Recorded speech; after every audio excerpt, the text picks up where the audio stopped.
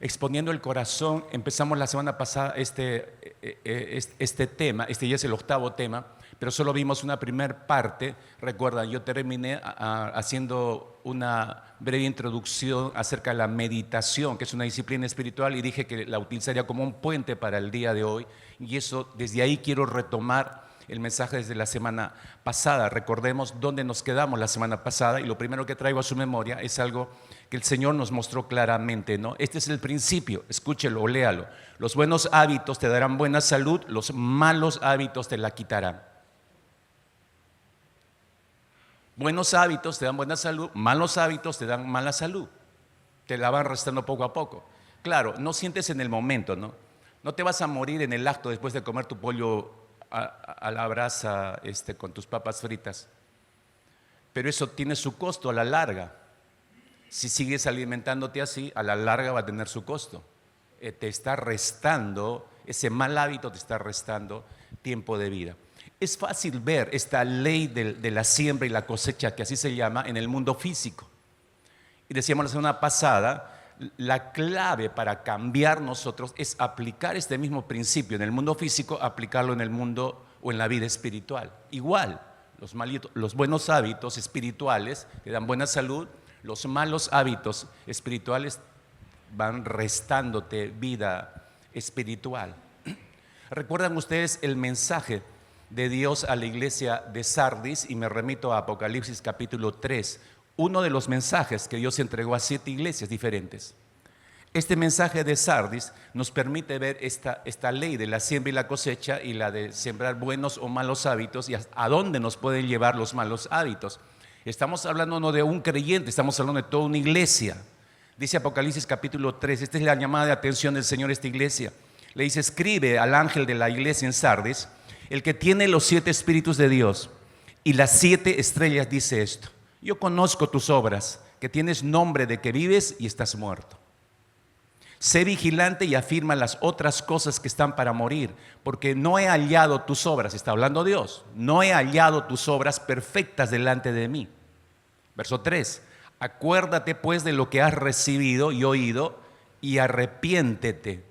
Pues si no velas, vendré sobre ti como ladrón, y no sabrás a qué hora vendré sobre ti. Buenos hábitos espirituales te llevan a una buena salud espiritual. Malos hábitos espirituales te llevan a la debacle espiritual. Mira lo que le está llamando la atención a esta iglesia. Este es el meollo del mensaje en realidad. Esta es la llamada de atención del Señor para esta iglesia y para muchos de nosotros probablemente. Así que esto no es, esto fue para la iglesia de Sardis, es también para nosotros. Y creo muy real para muchos de los que están presentes. Fíjate, te explico rápidamente. Le dice: sé vigilante, lo primero que le dice, sé vigilante. Y si le dice sé vigilante, es que se durmió. Se le está diciendo: Señor, despierta. Has caído en un letargo, encefalitis letárgica, ¿te acuerdas? Otra vez regresamos a ese punto grave en nuestra salud espiritual. Entonces, si caíste en este estado de letargo, entonces ya no estás velando, ya no estás practicando lo que antes practicabas. Es decir, tus disciplinas espirituales se han relajado y han caído. Porque si estás dormido, no estás haciendo nada. Entonces cayeron las disciplinas espirituales. Sé vigilante, despierta, sal de este estado de letargo, está diciendo el Señor. Lo segundo, afirma, le dice, las otras cosas que están para morir. Afirma las otras cosas que están para morir. Hermanos, ¿cuándo es que nosotros empezamos a olvidar lo aprendido para obedecerlo, para practicarlo? ¿Cuándo olvidamos? Cuando no estamos exponiendo el corazón a las verdades de Dios. Tú vas relajando la frecuencia de exposición de tu corazón a la palabra del Señor, entonces te vas olvidando varias cosas. Es exactamente lo que le está pasando a esta iglesia. Cuando no estamos meditando en las verdades de Dios, esa disciplina va hallando relajo, entonces voy descendiendo en esas verdades, me las olvido. Entonces se llega a este punto. Afirma las otras cosas que están para morir. Están desapareciendo. ¿Por qué? Por la falta de exposición a la verdad de Dios, por la falta de reflexión, meditación en la verdad de Dios. Esta iglesia no está exponiendo diariamente su corazón a esas verdades. Tercero, le dice, no he hallado tus obras perfectas delante de Dios. No he hallado tus obras maduras, perfectas delante de Dios. Nuestro andar, o mejor dicho, nuestro estilo de vida está íntimamente ligado a la palabra de Dios. Los creyentes estamos íntimamente ligados a la palabra del Señor. Son nuestros estatutos, son nuestra guía. Lámpara es a mis pies, lumbrera a mi camino. Esa es la palabra para nosotros. No tenemos otros puntos de referencia. El mundo tiene sus gobernantes, sus leyes, sus tradiciones. Los creyentes tenemos la palabra de Dios. Nos guiamos por la palabra del Señor. Entonces, nuestro andar, nuestro estilo de vida está íntimamente, por eso, ligado a la palabra del Señor, porque es la que nos ilumina, es la que nos guía, es la que nos establece por dónde debemos caminar, cómo debemos vivir. Es esta observación que le hace Dios a esta iglesia en Sardis muestra que ellos habían relajado la disciplina del estudio de la palabra. Entonces no se estaban exponiendo a la palabra porque habían relajado el estudio de la palabra, su lectura diaria de la Escritura, y por eso sus obras habían dejado de ser maduras, se quedó estancado en la inmadurez. Hermanos, debemos tener mucho cuidado con esto. No es hacer más cosas para el Señor. O sea, algunos creyentes piensan que mientras está en este ministerio y agarra el otro y agarra otro y se le ve como un hormiguito y saltando de aquí para allá. Ahorita es anfitrión en el primer piso, al segundo culto está anfitrión en el segundo piso, en el tercer culto está como maestro de niños y está así. Y uno dice, wow, este está comprometido con el Señor. No necesariamente. No necesariamente, mis hermanos.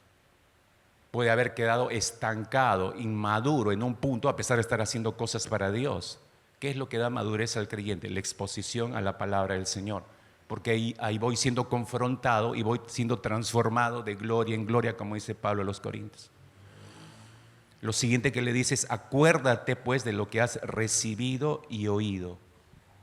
Acuérdate de lo que has recibido y lo que has oído. Lo que recibimos de Dios, mis hermanos, y lo que obedecemos proviene de una doble dinámica que tenemos con el Señor. Dios me habla a través de su palabra y yo le respondo a través de la oración. Eso lo aprendemos en nuestras primeras lecciones como nuevos creyentes. Entonces, esta observación que le está haciendo el Señor a esta iglesia nos está mostrando simplemente que esos dos canales han decaído, han cedido. El feedback con Dios no funciona. La comunicación entre el creyente, estos creyentes y Dios ha caído por completo. Está quebrado los dos canales de comunicación. Mi estudio de la palabra de Dios ha caído. Mis conversaciones con Dios a través de una vida de oración se ha relajado. Y por eso le está llamando la atención a esta iglesia. Si retrocedes un poco al versículo 1, le dice, yo conozco tus obras, que tienes nombre de que vives y estás muerto. Oiga, eso es algo muy fuerte lo que está diciendo el Señor aquí. Dios está haciendo referencia al servicio de esta iglesia, al servicio de esta congregación. Conozco tus obras, sinónimo de servicio, ¿no? Su servicio está, mira cómo lo está observando en su servicio. Le dice, tu servicio está muerto. Ahora entiende esto, por favor. Esta iglesia está en acción, están sirviendo. Le dice, pero tu servicio está muerto. Es decir, tu servicio, a pesar que estás en actividad, no bendice a nadie. Solamente son actividades, pero no está bendiciendo a nadie. ¿Y por qué no bendice a nadie, mis hermanos? Porque la disciplina espiritual de servicio a Dios, si no sabías, el servir a Dios es una disciplina espiritual. La disciplina espiritual del servicio a Dios siempre debe seguir el ejemplo, el patrón de Cristo Jesús. Cristo encontraba placer en el servicio. Si bien recuerdas, en Juan capítulo 13, versículo 4 y 5, nos da este ejemplo de servicio, ¿no? Y placer en el servicio en la propia persona de Jesús. Dice que Jesús, tomando una toalla, se la ciñó, echó agua en un lebrillo, dice, y comenzó a lavar los pies de los discípulos. No lo hizo porque estaba en el rol, no lo hizo porque tenía que hacerlo, lo hizo con placer, lo hizo con gusto. Se bajó, se humilló para servirles a ellos y ahí había placer de parte del Señor. Así que nosotros seguimos ese mismo patrón del Señor Jesucristo cuando servimos, o se supone que debemos seguir ese mismo patrón. Servimos a los demás siguiendo el ejemplo de Cristo Jesús. Cuando seguimos el ejemplo, la motivación, la actitud con la que Jesús estaba lavando los pies a los discípulos, escúcheme, nos parecemos a Dios. Cuando no tenemos la motivación ni la actitud para hacerlo, entonces no nos parecemos a Dios. ¿A quién nos parecemos? Usted dígame. Usted dígame. Si no me parezco a Dios, no hay 80 opciones que escoger. O sea, podemos estar haciendo algo, mis hermanos, pero Dios lo puede estar observando, es solamente actividad. Es porque me toca en el rol del día domingo, o de día sábado, o de día jueves. Es mi rol, y por eso vengo y cumplo con mi rol. Usted cree que le está agradando a Dios así, pero no le está agradando. Dios le está diciendo, es un servicio muerto para mí. Muerto. Pero todo esto, ¿cómo lo comprendemos, mis hermanos? ¿Dónde están todas las descripciones y principios para servir de esta manera al Señor? En la palabra. Por eso leí este texto de Juan 13, 4, 5, que es un principio en el servicio, un principio de ejemplo. Todo lo encontramos en la Escritura, pero cuando yo no estoy practicando todas las disciplinas anteriores, porque todo lo que he citado anteriormente son disciplinas, la disciplina de la meditación, la disciplina del estudio de la palabra, la disciplina de la oración. Si yo no estoy practicando todas esas disciplinas de anticipado, ¿no? Yo dejo de exponer mi corazón a las verdades de Dios en cuanto al servicio. Y es natural que mi servicio va a decaer. No es que va a desaparecer, mi servicio va a decaer. Va a ser solamente el cumplimiento de lo que se me ha mandado hacer. Pero observen, por favor, déjenme recalcar esto que es importante para nuestras propias vidas, hermanos. Pero observen la manera como describe el Señor en estos versículos este tipo de servicio. No pierda de vista eso. Es un servicio muerto, dice el Señor. Es muerto. Entonces no es suficiente con comprometerme, entrar a un ministerio. La meta es, quiero servir, pastor, entro a un ministerio. No es solo entrar, es con qué actitud entras, con qué actitud sirves. ¿Sigues el patrón de Juan 13, 4 y 5? Jesús es tu inspiración. ¿Lo haces con la misma actitud? ¿Te humillas en esa misma medida que el Señor cuando sirves? Incluso observemos, mis hermanos, como en esta iglesia de Sardis decayó, se vino abajo la disciplina espiritual de evangelizar. Sí, así como me escuchan. Versículo 3, le está diciendo el Señor, acuérdate pues de lo que has recibido y oído y guárdalo y arrepiéntete. Acuérdate pues de lo que has recibido y oído. O sea, hay algo acá que se olvidó. Pregunto, ¿cuál es una de las primeras cosas que nosotros los creyentes, después de bautizados, olvidamos, a pesar que le hemos recibido a través del estudio de la palabra? Las olvidamos rápidamente. ¿Qué es lo que olvidamos generalmente? Evangelizar. Sigo mi vida como evangélico deleitándome cada domingo, pero ¿cuál es tu misión? Mateo 28, 19 y 20. Tienes que ir y hacer discípulos. Tienes que ir y hacer discípulos. Tienes que ir y hacer discípulos. Esa es nuestra misión de vida.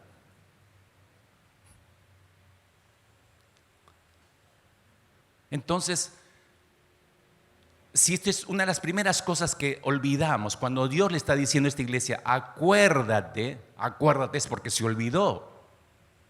Y el guárdalo significa no metértelo al bolsillo, es obediencia, ¿no? Lo guardo para recordarlo y obedecerlo. Quería decir, por lo que has olvidado, le está diciendo en otras palabras el Señor, por lo que has olvidado, no lo estás haciendo, no lo estás obedeciendo porque lo olvidaste, pero lo aprendiste, lo tienes ahí en tu memoria, lo tienes ahí en tu espíritu, lo tienes ahí en tu alma grabado.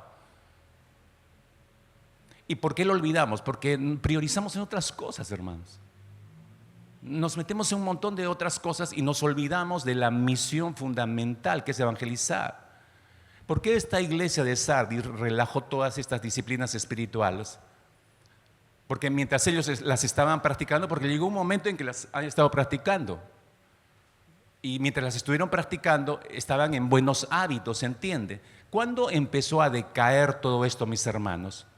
En la exhortación que está haciéndoles el Señor, a mí me llamó la atención y el versículo 1 nos puede dar luces para entender cuándo es que decayó todo esto, porque siempre hay un punto donde se quiebra todo esto, los buenos hábitos. En el versículo 1 leemos, una vez más, le dice el Señor: yo conozco tus obras, que tienes nombre de que vives y estás muerto. Ahora, lea bien: yo conozco tus obras, dice el Señor, que tienes nombre, eso es fama, de que tienes nombre, de que vives, pero estás muerto.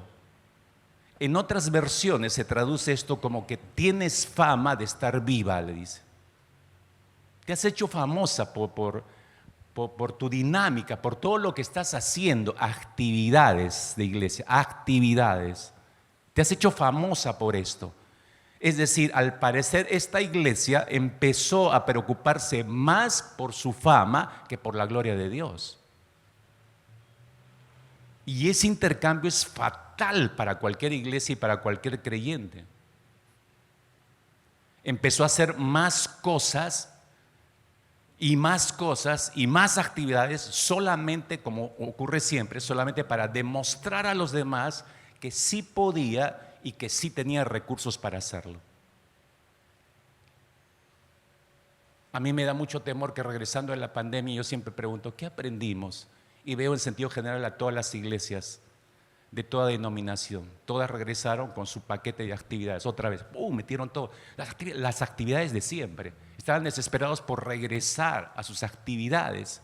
Esa fue la lección que quería Dios que aprendiésemos después de una pandemia. No estoy tan seguro, hermanos. Realmente no estoy tan seguro que esa haya sido la voluntad del Señor. Nos detuvo por alguna razón. Nos detuvo porque estábamos sembrando para nuestra propia fama. Había que desechar esa fama, había que regresar a trabajar para la gloria de Dios.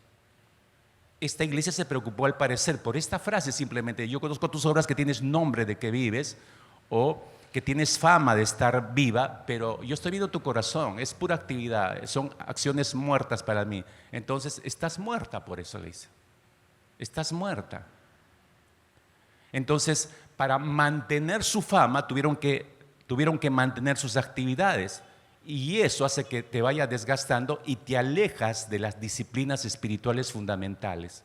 Estoy aquí, allá, tengo que hacer el otro, y tengo que servir acá, y me llama acá, y tengo que ir a evangelizar allá. ¿A qué hora haces tu devocional? ¿A qué hora tienes tiempo para sentarte? Porque se necesita tiempo para eso, para meditar, reflexionar con el Señor, si todo el tiempo estás correteando.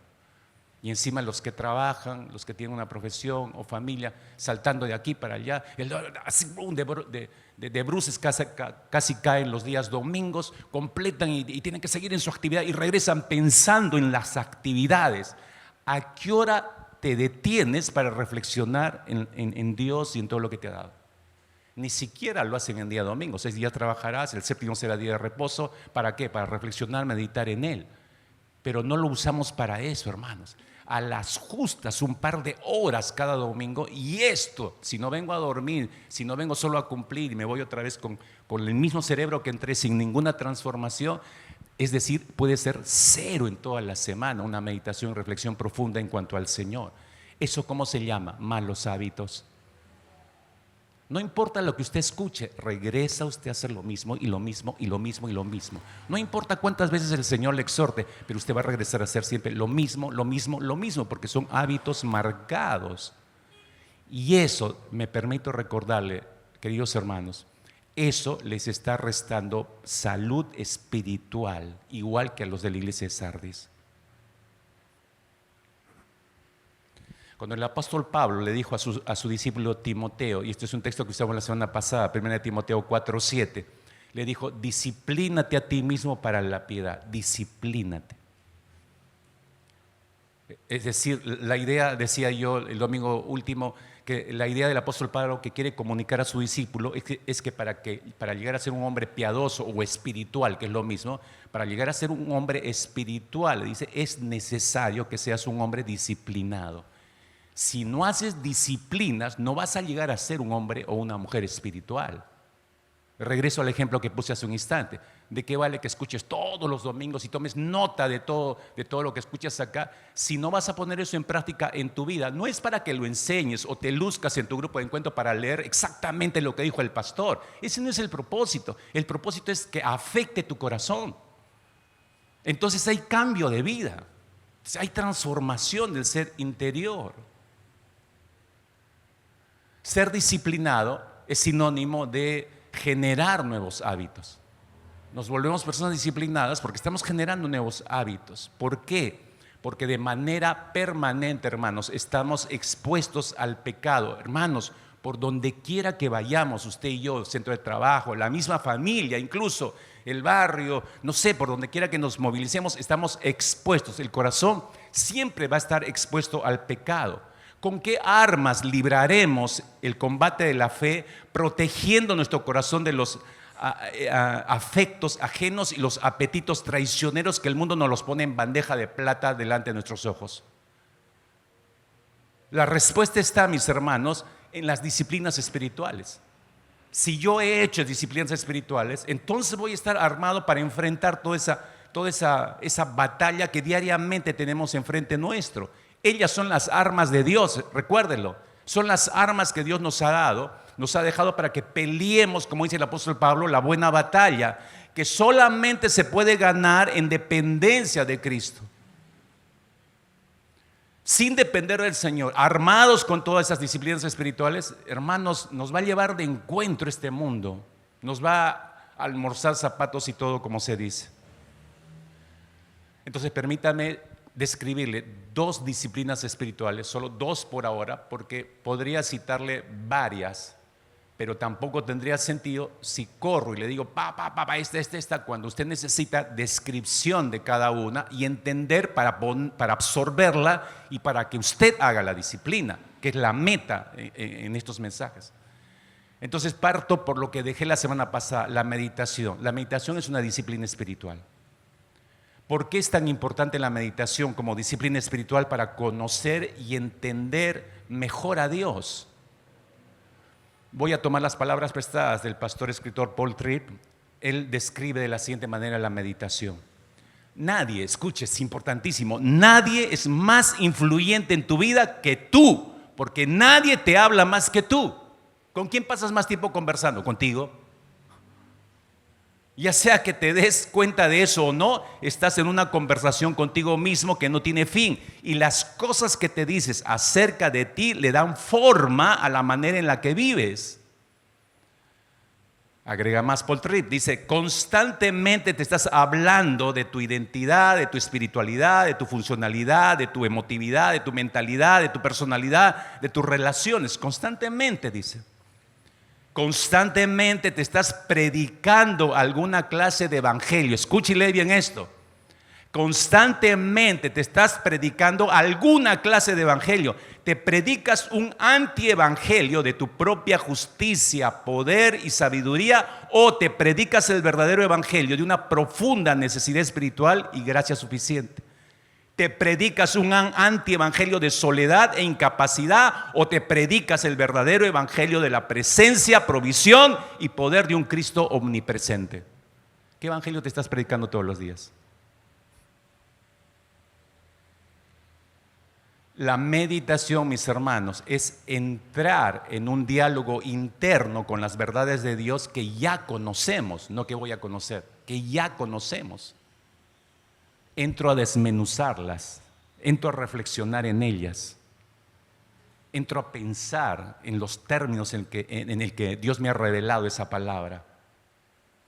Es generar el hábito, hermanos, es el generar el hábito de soñar despierto acerca de la grandeza de Dios y de todo lo que nos ha dicho el Señor. Y no estoy hablando, mis hermanos, compréndame bien, iglesia, no estoy hablando de poner tu mente en blanco y pensar cualquier cosa o imaginar cualquier cosa. No, para nada. Estoy hablando de meditar, reflexionar en las implicaciones de realmente creer lo que dices creer. ¿Y de dónde proviene lo que tú dices creer? De la palabra. Estoy analizando, estoy meditando en mi mente lo que he creído, lo que la Escritura me ha mostrado, y yo lo he creído, lo empiezo a meditar. Te das cuenta que esto va más allá de la simple memorización de textos. La memorización es una cosa, La meditación del texto que has memorizado es otra cosa, hermanos, totalmente diferente. Déjame ponerte una ilustración para que entiendas esto un poco mejor, porque la meta de meditar, ¿cuál es? Disfrutar esas verdades y disfrutar a Dios, porque esas verdades me muestran a Dios. Siempre me van a llevar a Dios, conocerlo y entenderlo mejor.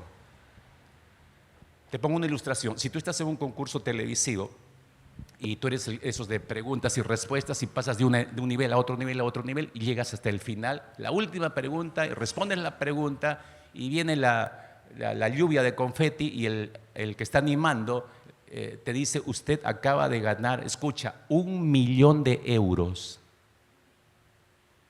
Alucínate por unos segundos. Tú eres el concursante, has ganado 1.000.000 de euros. 1.000.000 de euros. Ya les estoy viendo los ojitos a algunos, ya están viajando, ¿qué van a hacer con esa plata? Ya, eso es soñar despierto. Eso es estar soñando despierto. Apenas yo escucho la noticia, si estoy viviendo en un departamento alquilado de toda la vida, en ese instante ya estoy viendo la casa propia. ¿Sí o no? Hermanos, ¿están ahí? Ya, dígame. Vivo, pastor, vivo todavía. Si estabas en un tratamiento en el seguro, ya estás pensando en el mejor especialista. ¿Qué del Perú, fuera del país? De frente voy a ir a hacerme tratar a este lugar. ¿No es cierto? Si estabas pensando en jubilarte y no podías, tengo que terminar para juntar todo lo que más pueda, en ese instante ya mandas a volar eso. Me jubilo automáticamente. Mañana voy, presento mi carta y me jubilo. Me retiro. Si estabas pensando en tu boda, pero no podías arribar a la boda porque estabas mal económicamente, mañana mismo estás contratando todo lo que se necesita para la boda. Te alucinas comprando un nuevo local para la iglesia con aire acondicionado. ¿Me entienden, no? Estás soñando con todo eso. Escucha, cuando el corazón cree una verdad, cuando realmente cree una verdad, no puede dejar de pensar en esa verdad y en todas las implicaciones de esa verdad. Observa por favor por un instante tu Biblia, Romanos, capítulo 11. Libro de los Romanos, capítulo 11, versículo 30. El apóstol Pablo está meditando en la manera en que los creyentes han alcanzado la misericordia de Dios. Está analizando todo eso en su mente, ¿no? En cómo la nación de Israel ha desobedecido al Señor, pero cómo eso ha venido a ser bendición para la iglesia. Es increíble ese momento de reflexión. Quiero que se imagine ese momento, pero también se está dando cuenta cómo Dios está tratando de entender cómo Dios opera en esto. Verso 30, pues como vosotros también en otro tiempo erais desobedientes, les está diciendo a los creyentes de la iglesia en Roma, erais desobedientes a Dios, pero ahora habéis alcanzado misericordia por la desobediencia de ellos. ¿Quiénes son ellos? La nación de Israel. Esto es para volar la tapa de los sesos, hermanos. Esto hay que leerlo bien, hay que masticarlo despacio. Verso 31. Así también estos, se refiere a la nación de Israel, ahora han sido desobedientes para que por la misericordia concedida a vosotros, la iglesia, ellos, Israel, también alcancen misericordia. ¿Entiende usted eso? Porque dice el verso 32, porque Dios sujetó a todos en desobediencia para tener misericordia de todos. ¿Usted puede entender la grandeza de ese obra de parte de Dios? Hermanos, si estamos aquí, si existimos como creyentes, si existimos por iglesia, es por la desobediencia de Israel. La bendición que tenemos de parte del Señor es porque Israel rechazó esa bendición, ahora es nuestra. Dios la extendió hacia nosotros. ¿Se ha dado cuenta que lo que usted es gracias a la desobediencia de Israel? Y Dios permitió todo eso para que extender su misericordia a nosotros y a ellos también, porque hay un momento en que va a volver a tratar con su pueblo. ¿Le alegra eso? Dígale a su costado, alégrate pues al menos, ¿no? Esta es una verdad loquísima, es una verdad tremenda. Cuando está reflexionando el apóstol Pablo Es tan difícil en su mente comprender todo esto. Está hilando toda la dimensión del favor de Dios para con Israel y la dimensión del favor para con la iglesia, que explota en el verso 33. Y dice: oh profundidad de las riquezas de la sabiduría y de la ciencia de Dios, cuán insondables son tus juicios e inescrutables sus caminos, porque ¿quién entendió la mente del Señor, o quién fue su consejero? Él llega a un clímax en su meditación. Él no está pensando si subió el pollo, si el dólar se disparó, ya son 4 soles. No está pensando en eso, hermanos. Hay cosas más importantes en las cuales emplear tu cerebro y tu tiempo de meditación. Y por eso explota de esta manera en el verso 33 y 34. Oh profundidad de las riquezas de la sabiduría y la ciencia de Dios, cuán insondables son tus juicios, Señor. Pablo está soñando despierto con esa misericordia de Dios expresada para con la iglesia y para con Israel. Hermanos, si estas verdades que te acabo de compartir, y me he detenido un poco para explicártelas, no solamente leerlas, si estas verdades o muchas otras en el Nuevo Testamento no te elevan, no elevan tu cerebrito a meditar en el poder, en la sabiduría, en la gracia, en la paciencia, en el amor de Dios, no te provocan a meditar en ellas, ni tampoco te llevan a considerar sus increíbles consecuencias e implicaciones personales para nosotros los creyentes, si no te impulsan a meditar la maravillosa obra de Dios, entonces, ¿por qué no está ocurriendo eso en tu mente?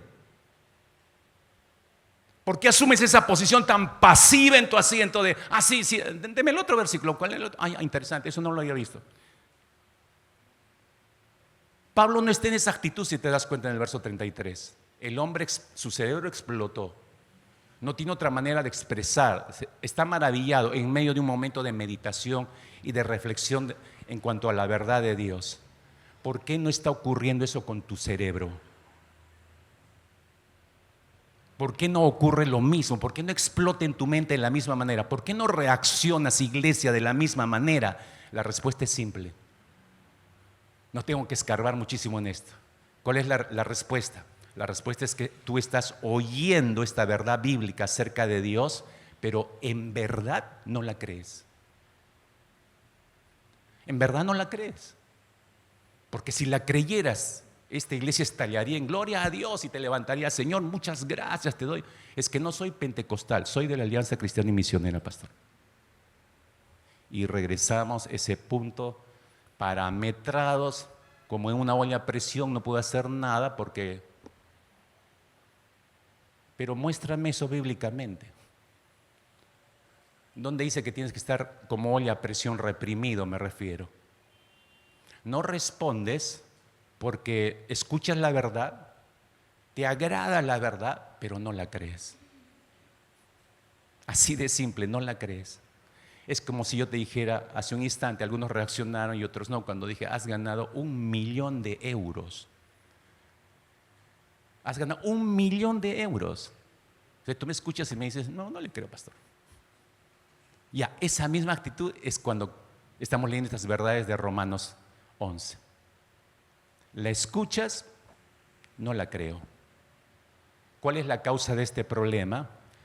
El pecado. Siempre va a ser el pecado que nubla nuestros sentidos espirituales. No imagino esto. Efesios capítulo 4, versículo 18, el apóstol Pablo nos aclara esto. Teniendo el entendimiento, dice, entenebrecido, ajenos de la vida de Dios por la ignorancia que en ellos hay, por la dureza de su corazón. ¿Sabes por qué no crees? Porque eres duro de corazón.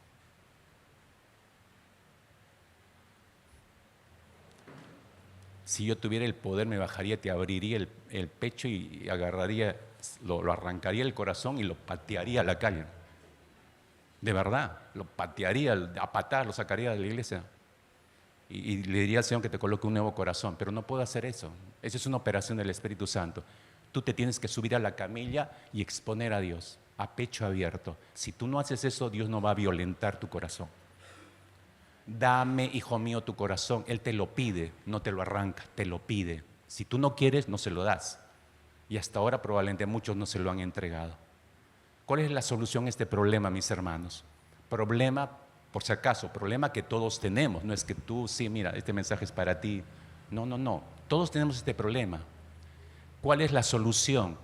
La solución es la disciplina de la meditación.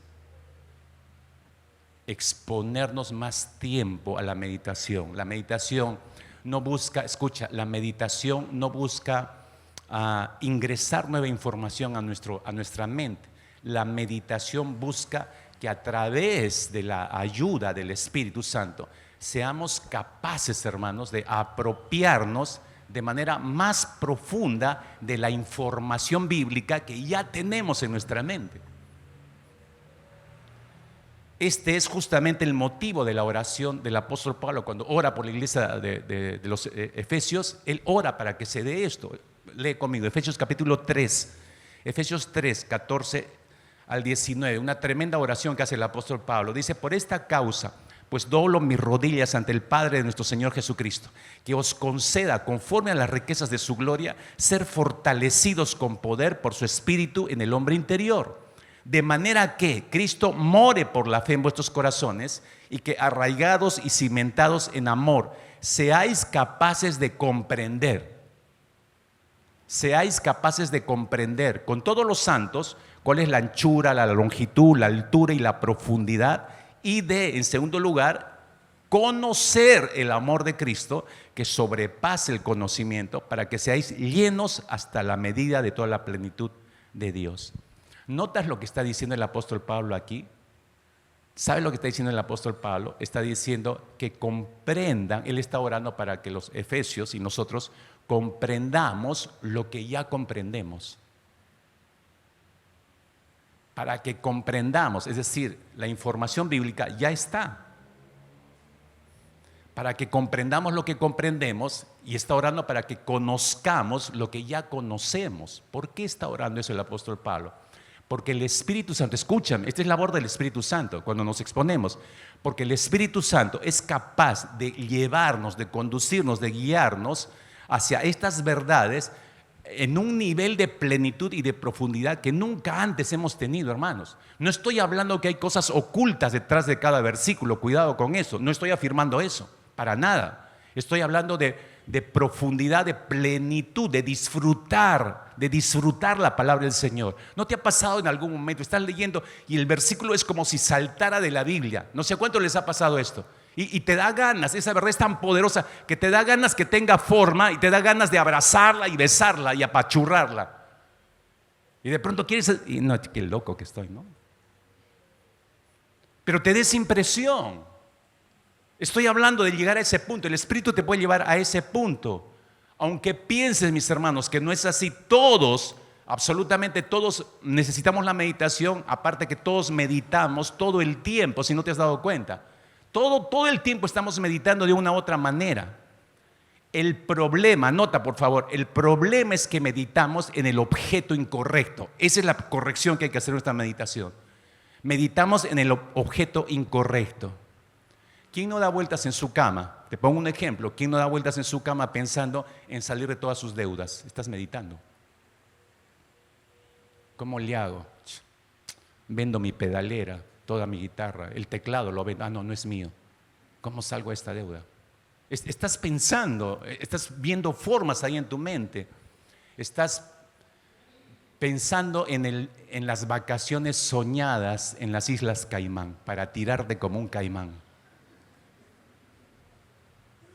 ¿Cómo le hago? No tengo que juntar esto, saco mi CTS. Estás soñando, estás pensando en cómo lograr ese objetivo.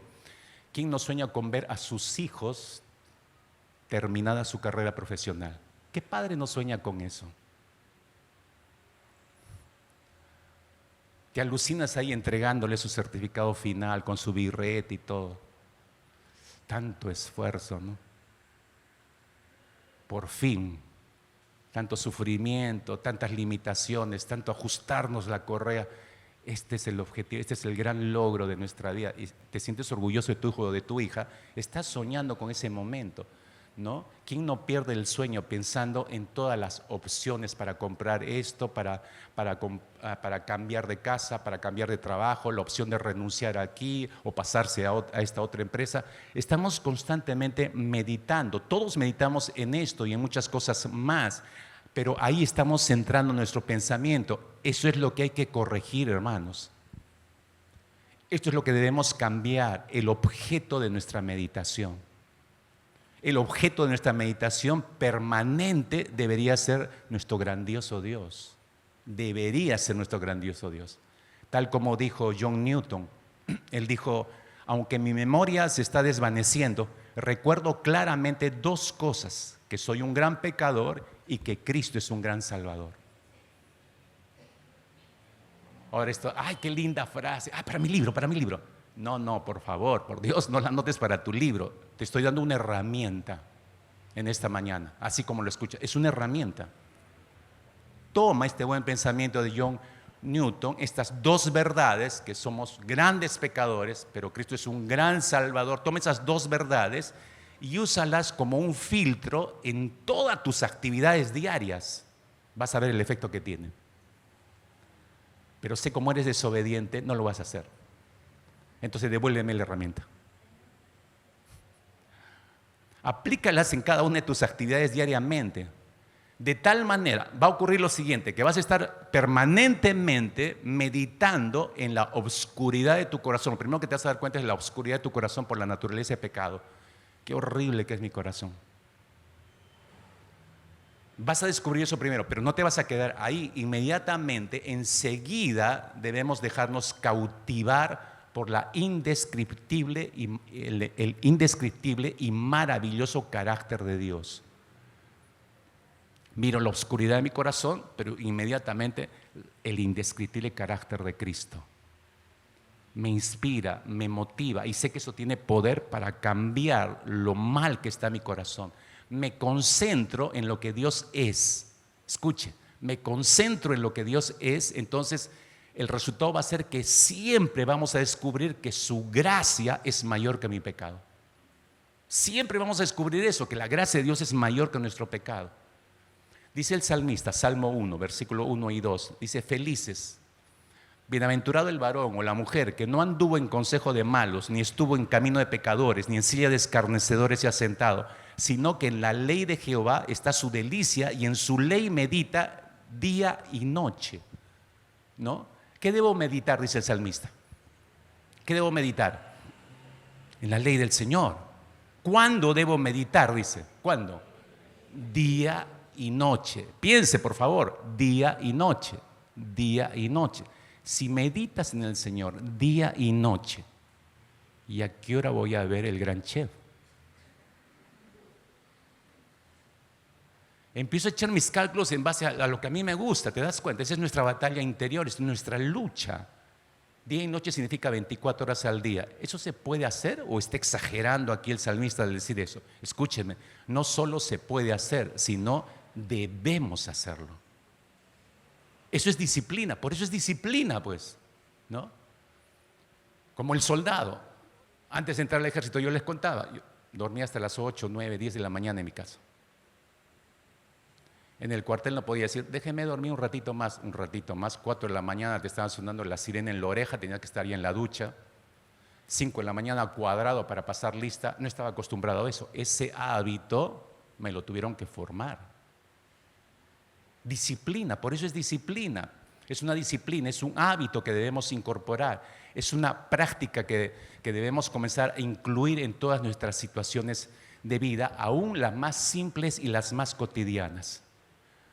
No tengo suficiente dinero, pero me pongo a pensar, ¿qué implica? Porque leí eso en la Biblia, ¿qué implica que Dios sabe que no tengo dinero y Él se presenta como el Jehová Jireh, el proveedor? ¿Qué implica esto? ¿Te das cuenta? No estoy pensando en mi necesidad, mi pensamiento lo estoy llevando por otro lado. Estoy meditando en la grandeza de Dios y en lo que Él puede hacer por mi vida. Estoy pasando por una enfermedad terrible, pero dice su palabra que Él es mi sanador. Entonces, no empleo mi tiempo, ay, qué desgracia, ay, ¿por qué me pasó a mí esto? ¿Por qué no le dio a Rudy? ¿Por qué me trajeciste eso a mí, Señor? Yo no merezco eso lo merecen todos los músicos. No, yo estoy enfocado en lo que Dios es, en todas las posibilidades que me ofrece de bendición el Señor. Y aunque no las vi en esta tierra, como dice Hebreos, ¿no? O sea, los que partieron sin ver lo que se les había prometido, porque no importa, le creemos al Señor y aunque muramos, nos morimos con la promesa. Me dejo entender, mis hermanos, la exposición de la mente, el objeto de nuestra meditación es lo que tenemos que cambiar. No se trata solo de entender las verdades de Dios, se trata de que las verdades de Dios se conviertan, muten, tengan sabor para mí. Se trata que las verdades se vean bellas y toquen los afectos de mi corazón. Tal como lo expresa el salmista en el Salmo 119. ¿Alguna vez se ha puesto a meditar en este versículo en el 103? Cuando dice el salmista, cuán dulces son a mi paladar tu palabra más que la miel a mi boca. ¿Cuán dulces son a mi paladar tu palabra? A ver, si yo le dijera, vamos a saborear la palabra, ya arranque Romanos 11, su Biblia, y cómase la hoja. Vamos a saborear la palabra del Señor. Está bien, una locura, pastor. De hecho que sí, no se refiere a eso. Otra vez, no se trata de entender las verdades de Dios, solamente se trata de que las verdades de Dios se conviertan, tengan sabor para mí. Se trata de que las verdades se vean bellas y toquen los afectos de mi corazón. Eso es lo que estamos leyendo en el Salmo 119, verso 103.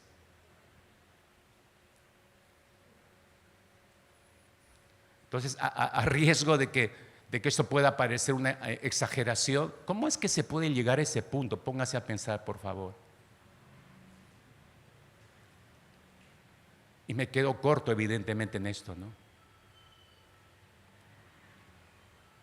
Habiendo considerado la importancia de la meditación, tendríamos que hablar acerca de lo que utilizamos para la meditación, y me refiero a la lectura diaria de la Biblia. Lectura diaria de la Biblia.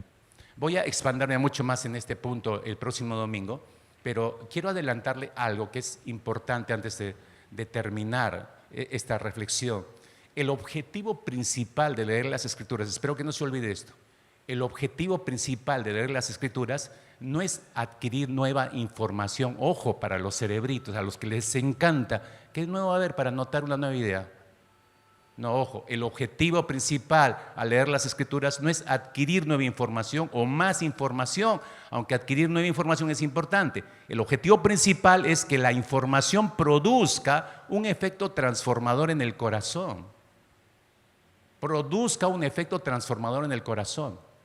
Hebreos capítulo 4, versículos 12 y 13, por favor, dice el autor a los hebreos, pues la palabra de Dios, mire cómo describe, la palabra de Dios es viva y poderosa, es más cortante que cualquier espada de dos filos, penetra hasta el alma y el espíritu, entre las articulaciones y la médula del hueso, deja al descubierto nuestros pensamientos y deseos más íntimos. No hay nada en toda la creación que esté oculto a Dios. Todo está desnudo y expuesto ante sus ojos, y es a Él a quien rendimos cuenta. ¿Has notado cuál es el objetivo de leer la Biblia en estos versículos? ¿Cuál es el objetivo de leer la Biblia? El objetivo es que yo vea lo que Dios ya puede ver. El objetivo de leer la Escritura no es más información, es ver lo que Dios ya puede ver. Porque cuando voy leyendo, yo me expongo, quedo expuesto a la palabra y son expuestos los deseos de mi corazón. Se pone de manifiesto mis anhelos más profundos. Voy descubriendo mis motivaciones mientras voy leyendo la Escritura. Fíjate, al final del texto dice que no hay nada que esté oculto a Dios. Es decir, que Él ya lo sabe, por eso Él ya sabe lo que yo más amo en lo profundo de mi ser. Pero ahora Él quiere que yo me dé cuenta, que sea yo plenamente consciente de lo que amo en lo profundo de mi corazón, porque Dios ya lo sabe, Dios ya lo ve, y no es precisamente Él, pero Él quiere que nos demos cuenta de eso conscientemente. Entonces, por eso, ¿quién es el que tiene un problema de luz? No es el Señor, somos nosotros.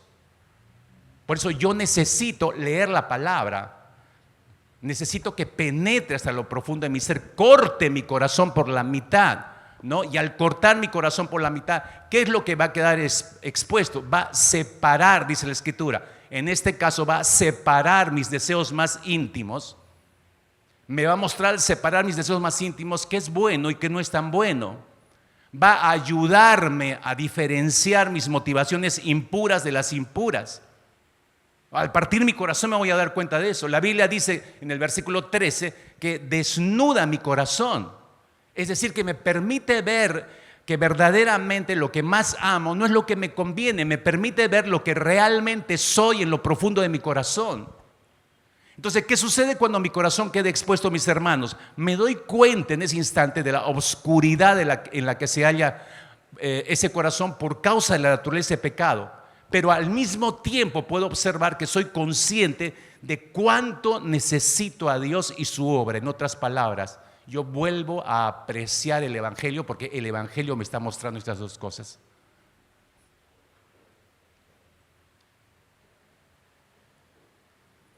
¿Alguna vez usted se preguntó cuál fue el propósito de Dios al mandarle a los reyes de Israel que se hicieran una copia de toda la ley y que la leyeran todos los días? ¿Sabían que había una ley para los reyes así?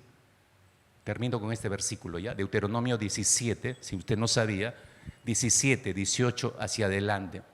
Este es mandato de Dios, ley de Dios, ¿no? Dice, y cuando se siente sobre el trono de su reino, el rey de Israel, ¿no? Cuando se siente, entonces, capta, yo te he subrayado ahí lo que tenía que hacer. 3 cosas tenía que hacer principalmente el rey. Uno, escribirá para sí un libro, una copia de esta ley, del original que está al cuidado de los sacerdotes y levitas. Eso era lo primero. En segundo lugar, lo tendrá consigo para donde quiera que vayas. 3, leerá en él todos los días de su vida. ¿Para qué tenía que hacer estas 3 cosas puntuales? Ahí está el énfasis del para en el texto. Para que aprenda a temer a Jehová su Dios, para guardar todas las palabras de esta ley y estos estatutos, para ponerlos por obra, para que no se eleve su corazón sobre sus hermanos, ni se aparte del mandamiento a diestra ni a siniestra, a fin de que prolongue sus días en su reino, él y sus hijos en medio de Israel. Pero mira lo que le mandaba, tienes que leer todos los días de tu vida.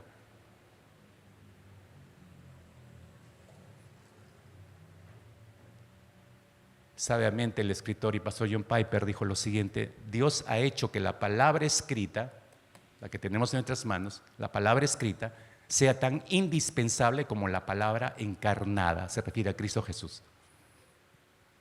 Para lograr el propósito final de Dios, Él ha hecho a Cristo esencial y a la Biblia esencial. Por eso es importante que la leamos. Y Él dice una vez más, si su palabra es más deseable que el oro y si es más dulce al alma que la miel, entonces claramente es el llamado de cada cristiano a profundizar a través de todas las escrituras para encontrar el oro de la gloria de Dios y para saborear cada una de sus verdades con un mayor placer en el alma que la miel en los labios. ¡Wow! Es nuestra responsabilidad, mis hermanos. Nadie va a hacer esto por ti o por mí. Termino. No sé cuántos hayan leído alguna vez la historia de William McPherson. William McPherson fue un hombre escocés que viajó a Estados Unidos en el siglo XVIII para trabajar en una cantera, pero el hombre era tan disciplinado y tan trabajador que en poco tiempo lo ascendieron a superintendente. Pero William tenía un problema, era impaciente, muy impaciente. Y un día, manipulando accidentalmente un cartucho de dinamita, explotó el cartucho de dinamita y sus amigos lo auxiliaron, lo llevaron rápidamente a un centro médico, le salvaron la vida a William McPherson. Pero él se quedó sin las 2 manos, perdió las 2 manos, perdió toda la sensibilidad de su rostro, quedó ciego. En esa desgracia, un hombre tan independiente ahora estaba dependiendo de muchas personas para que lo ayudaran. Molesto, amargo con su existencia, hasta que un día escuche el Evangelio de Jesucristo y lo cree y le entrega su vida a Cristo Jesús y abraza el Evangelio. Casi paralelamente en ese tiempo su familia, que ya no podía ayudarlo, sostenerlo, lo interna en una casa de inválidos. A las justas su naciente fe lo empezó a sustentar a William, pero se sentía sin un norte definido, ¿no? Y le molestaba que de depender de otras personas para leer la Biblia. Entonces, él quería leerla por sí mismo. Entonces, escucha una historia de una mujer que quedó ciega también, pero que aprendió a través del sistema Braille a leer con sus labios. Entonces dijo, si esa mujer lo hizo, puede haber esperanza para mí. A las semanas llega a ese centro de rehabilitación para inválidos una mujer invidente que enseñaba lenguaje Braille. Pero se enfrenta a esta realidad, William McPherson, que él no tiene sensibilidad en su rostro, no tiene sensibilidad en sus labios, no tiene manos. El sistema Braille es casi inefectivo para él.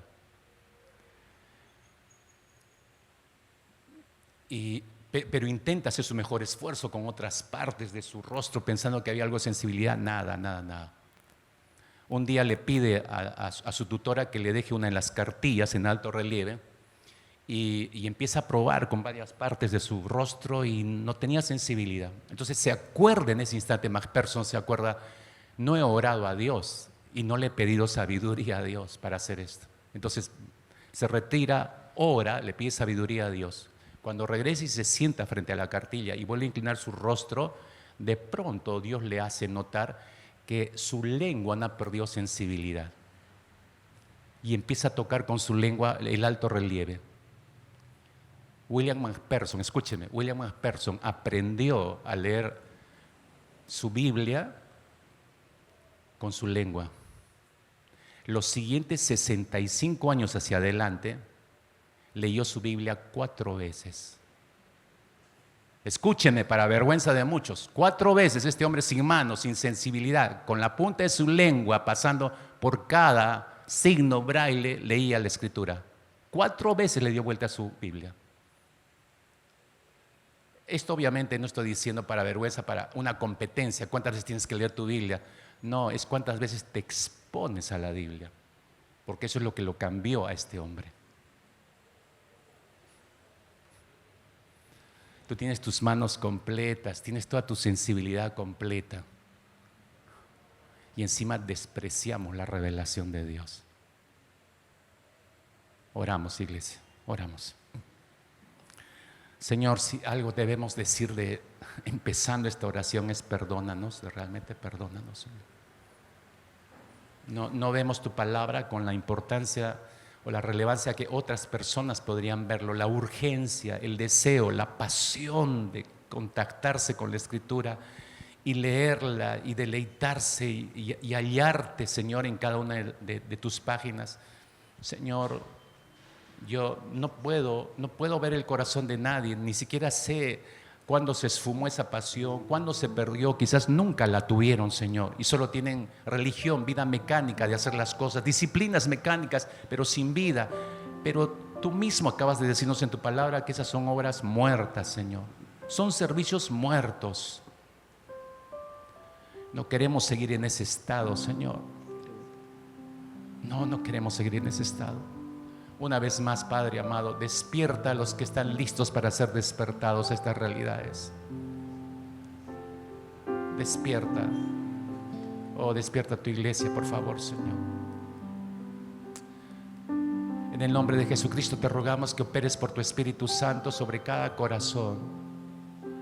Nos puede impresionar una verdad o una ilustración o cualquier parte del mensaje, pero ese es el momento en que tu Espíritu está hablando más ceñidamente y más profundamente a nuestro interior. Señor, que no desaprovechemos qué es lo que nos has dicho, la pregunta es qué es lo que tú quieres que yo haga, Señor, frente a todo lo que he escuchado en esta mañana.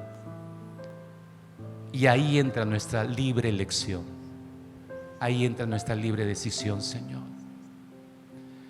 Guíanos por tu Espíritu a tomar la decisión correcta, Padre amado, por favor, te lo suplicamos.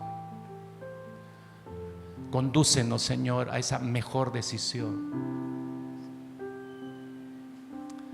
para gloria tuya, para contentamiento de nuestro corazón. Bienaventurado el hombre, la mujer, que en ti ha puesto su confianza, Señor. Muchas gracias, Señor, por la palabra expuesta. Gracias, Señor, porque vuelves a hacer un llamado al corazón acerca, Señor, de la forma en cómo debemos de tomar tu palabra, la meditación y la lectura de ella, disciplinas espirituales que debemos, Señor, de ejercitar y formar estos buenos hábitos para vida, Señor. Padre, que tu palabra siga siendo, Padre Santo, instrumento de meditación en estos días, Señor, en todo lo que hemos escuchado. Muchas gracias, Padre bueno. En el nombre de Cristo Jesús. Amén. Amén.